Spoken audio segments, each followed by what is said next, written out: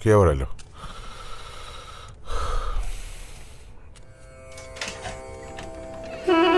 আপনি?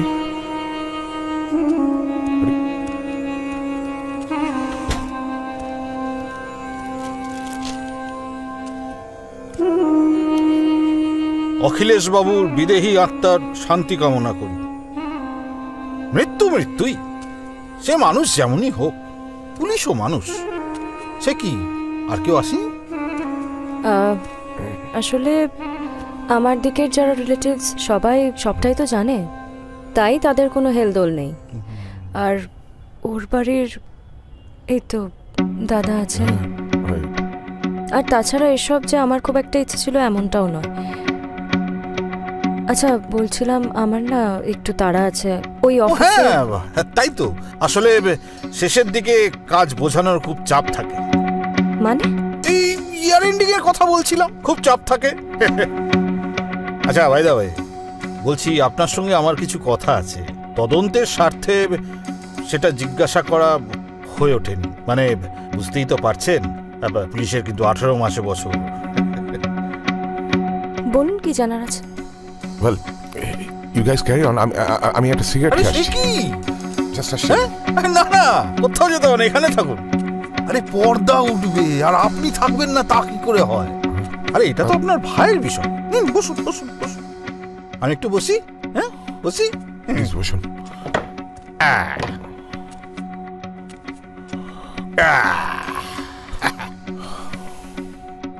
খুনের রাত্রে আপনি ও বাড়িতে গেছিলেন কেন?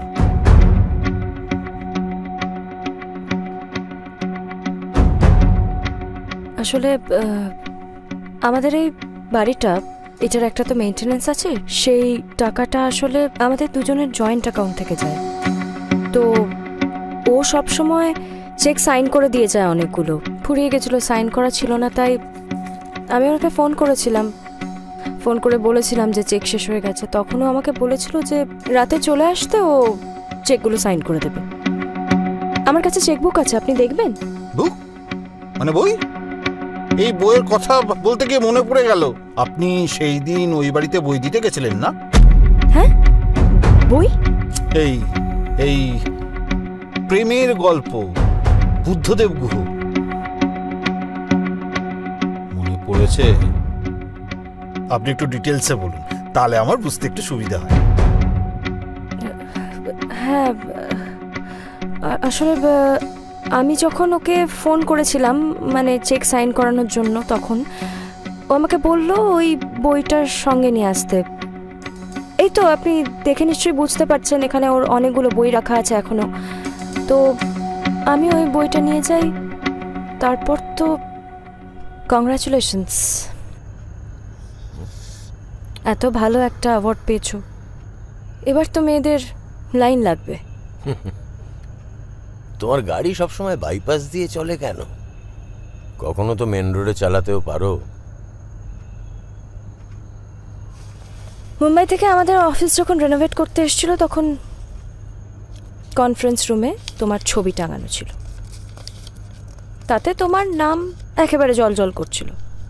আমার সাবঅর্ডিনেট যারা আছে তারা সেই ছবি দেখতো আর আমার দিকে তাকাতো, কিন্তু আমার ফিলিংটা তুমি কখনো বুঝতে পারবে না।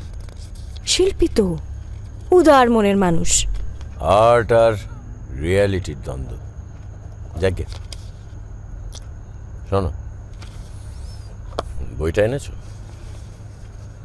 এ বাবা, আমি তো একদম ভুলে গেলাম। আমি বার করেও রাখলাম, গাড়িতেই আছে, অসুবিধা নেই। বিলাসী তো আসবেই তোমায় কফি দিতে, তখন বলবো ওকে নিয়ে বইটা দিয়ে যেতে। তুমি তো এখন পড়বে না, সেই তো মাঝরাতে পড়বে ঘুমানোর আগে। তারপরে তো আমি ফিরে আসি ওই 8:45 নাগাদ। ফিরে এসে আমি গাড়ি থেকে বইটা বিলাসীকে দিয়ে দিই। বিলাসীকে বলি যে যখন রাতে দাদার জন্য কফি নিয়ে যাবে তখন বইটা সঙ্গে নিয়ে যেতে। চম্পা, প্রত্যুষা ওনার সঙ্গে ঘনিষ্ঠ সময় কাটালেও কেউ কোনোদিন ও বাড়িতে রাত কাটায়নি। আর ওনার যে ঘুমের আগে বই পড়ার অভ্যেস, সেটা তো আপনি জানতেন কি, তাই তো? আমি জানি না কে থাকতো কে থাকতো না, কে রাতে থাকতো কে দিনে থাকতো, আমার এসব জানার কোনো ইন্টারেস্টই নেই।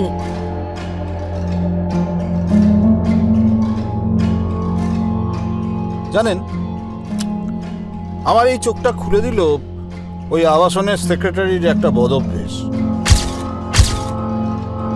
আর আমার সন্দেহের শিলমোহর দিলেন আপনি। তোরসা নামে একটা রিপোর্টারকে ওনার ভালো মন্দ বলতে গিয়ে আপনি বলেই ফেললেন যে যেটা আপনার সব থেকে বেশি অপছন্দ, যে থুতু দিয়ে বইয়ের পাতা উল্টানো।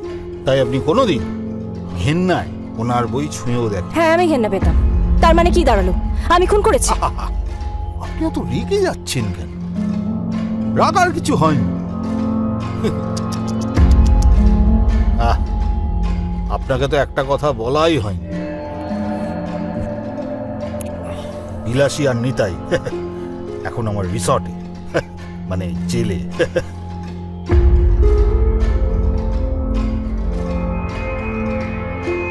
আবার সেই অবাক পৃথিবী লুক। ঠিক আছে ঠিক আছে, আমিই বলে দিচ্ছি। সেদিন আপনি বাড়ি থেকে বেরিয়ে গাড়িতে করে ওই বইটা নিয়ে এলেন দারোয়ানের কাছে। আসবো?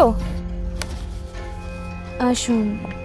কি ব্যাপার, তোমরা রান্না করছো? এটা ধরো, এতে 20,000 আছে, যেমন কথা হয়েছিল। বাকি 30 কাজ করার পরে। আর এই যে এই বইটা, এই বইটা ঠিক এইখানটাতে সব কটা পাতায় দেশলাই কাঠি দিয়ে এটা লাগিয়ে দেবে, বুঝতে পেরেছো? আর তখন ওই নিতাই আর বিলাসী খুব ভালো করে প্রেমের গল্পের পাতায় বিষ মেশাচ্ছে। কিন্তু ওরা একটা ভুল করলো কি, মানে ওই হাত ধুতে গিয়ে ওই বাথরুমের মধ্যে না ফাঁকা শিশিটা ফেলে, ব্যাস হয়ে গেল ক্লু। আপনিও তো ম্যাডাম কম না কেন? আপনি এত নার্ভাস কেন? আরে সেদিন রাতে তো আপনি ওদের 7 বার ফোন করেছেন, এমনকি পরদিন সকালে। তারপর দুপুরবেলা যখন আমরা বাড়িতে গিয়ে পৌঁছালাম, আপনি অমনি ওদের কফি দিয়ে পাঠিয়ে দিলেন। হ্যাঁ, আসল উদ্দেশ্য ছিল ওই বইটাকে ঝেপে দেওয়া। তারপর বারবার করে ফোন করছেন, কিরে বইটা সরাতে পারলি, কিরে বইটা সরাতে পারলি, কি বলেননি বলুন? হ্যাঁ, কিন্তু ততক্ষণে বিলাসী আর তার ফোন তো আমার জিম্মায়। বিলাসী কাল যা যা বলেছে সব আমার ইনস্ট্রাকশনে। কেমন একটা বোকার মতো কাজ করার মতো, কি বলবেন বলতে, কি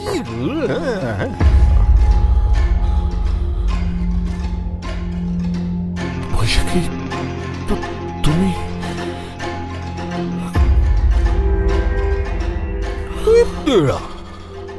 শান্তি গোপাল। এই আমার কপালে কি লেখা আছে?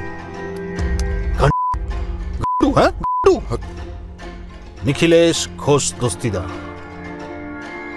18 বছর ধরে লন্ডনে থাকেন, ওখানকারই নাগরিক। বিয়ে করেছিলেন ওখানকার এক মহিলাকে, 3 বছর বাদে ডিভোর্স।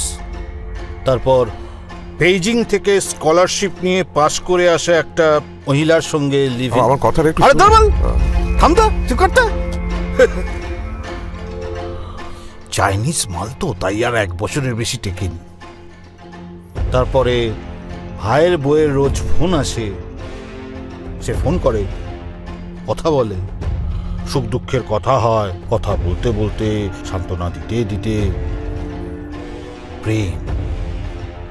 তারপর হঠাৎ সেই ভাইয়ের মৃত্যু, আপনিও ছুটে চলে এলেন। কিন্তু টিকিট কাটা ছিল 12 দিন আগে। আপনি কি জ্যোতিষী নাকি? হ্যাঁ, জ্যোতিষী। এই 12টা দিন ধরে আপনি রোজ বৈশাখী ম্যাডামের সঙ্গে কথা বলেছেন। স্লো পয়জনের আইডিয়াটাও কিন্তু আপনার মাথা থেকেই এসেছে। আর হবে নাই বা কেন? আরে মশাই, আপনি তো ওই সমস্তই আগাথা ক্রিস্টি, শার্লক হোমস সব ভুলে খেয়েছে। কিন্তু কি জানেন তো, ওই পুলিশের সার্ভারে 3 মাসের টেলিফোনিক কনভারসেশন পুরো রেকর্ড করা থাকে। আরে মশাই, আপনি উইলিয়াম শেক্সপিয়ারের দেশে থাকেন, আর ট্র্যাজেডি বোঝেন না? ট্র্যাজেডি কি যে করেন না আপনি। 1 মিনিট, 1 মিনিট।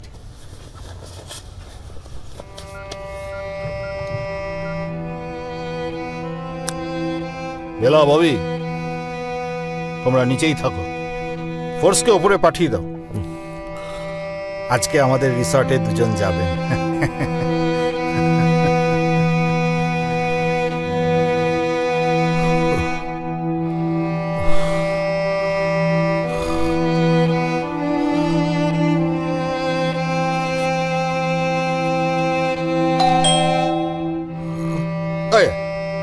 আয় আয়, ব্যবস্থা হচ্ছে।